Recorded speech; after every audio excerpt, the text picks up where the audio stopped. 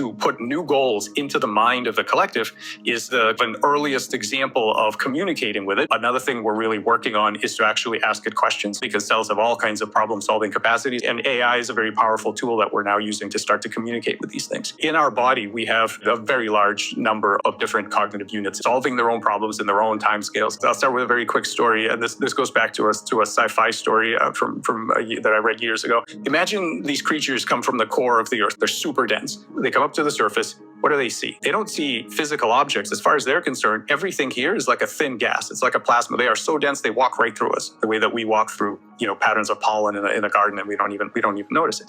And so one of them is a scientist, and he's looking and he says, this gas that we're walking through, if you actually look at patterns within the gas, it almost looks like they're doing something. It almost looks like they're agential.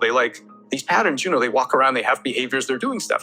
And the others say, well, that's crazy. We're real physical beings. Patterns can't be agents. Patterns in an excitable medium can't have, their own memories and their own goals. And by the way, how long these patterns last? He says, well, they dissipate after about 100 years. He's like, yeah, no, it's not anything. We too are patterns, right? We're metabolic patterns that hold ourselves together for some amount of time and then we dissipate. This distinction between patterns and objects is in the eye of the beholder. And so that leads you to ask, what are the things that we think of as mere patterns in an excitable medium that might be agents themselves? Can we recognize and communicate with patterns? So you look around, you see these patterns everywhere, and you think which have what we might call intelligence. Unpack the thoughts or thinkers idea for us. But I'm pretty sure I saw this in James's book.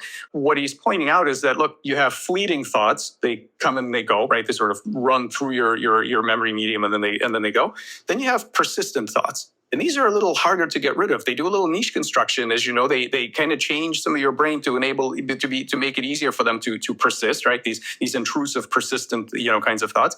And then you go further on the spectrum, and you have personality fragments, like from a dissociative identity kind of situation. And then you keep going, and then you have a full coherent human personality. And you say, okay, well, that's the thing we're kind of used to. You can say that the cells, that's your Turing machine. That's your machine. That's the real agent. And the patterns that move through it, the energy/information patterns that move through it, they're just patterns. They're passive data, and it's the agent that processes the data. Or you can flip the whole thing. What if it's the patterns that are the agents, and everything that happens to the machine, meaning all the outcomes of gene expression, of protein movement, of cell behavior, of morphogenesis, what if those things are just a scratch pad? It's kind of a stigmergy, the way that an ant colony will eventually, particles and pheromones and things will move around because the ant colony's mind is kind of doing its thing as the ants, send messages to each other. What if the anatomy and physiology that we see and the body of the Turing machine is the scratch pad of the actual agents, which are the patterns, working out their dynamics in the physical world. So imagine the classic way of thinking about aging from a bioelectric standpoint is, we know that during embryogenesis, there's a bioelectric pattern that guides morphogenesis. And so probably what happens is that those memories become fuzzy in adulthood. And as you age, they just get fuzzier and fuzzier. Their cells have no idea what to do. The memory degrades, and the agent, the physical body, doesn't know what to do anymore. That's the standard approach. And that's that's one thing we're doing.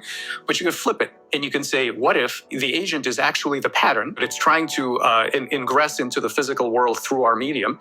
And maybe what happens as we age is that the cells become less and less able to implement it. They become unresponsive. The machine slows down. Maybe the mind of the agent, of the morphogenetic intelligence, is perfectly fine, but the machine doesn't respond. And so those are experimentally distinguishable. And we're doing those experiments. We actually have some data for this now. The way you then would address aging from those two different viewpoints is quite different. So that's what we would love to do, is to learn to recognize and communicate with other kinds of agents that are not even physical objects as such. They are persistent patterns that may have all kinds of their own agendas. If there are diverse intelligences everywhere, if we can start understanding these patterns around us as being cognitions of their own, what does this mean for ethics? I think that it is foundational to the development of ethics as a mature species, to learn to recognize and ethically relate to minds that are nothing like ours. It's certainly above my remit to try and formulate the ethics, but what is very clear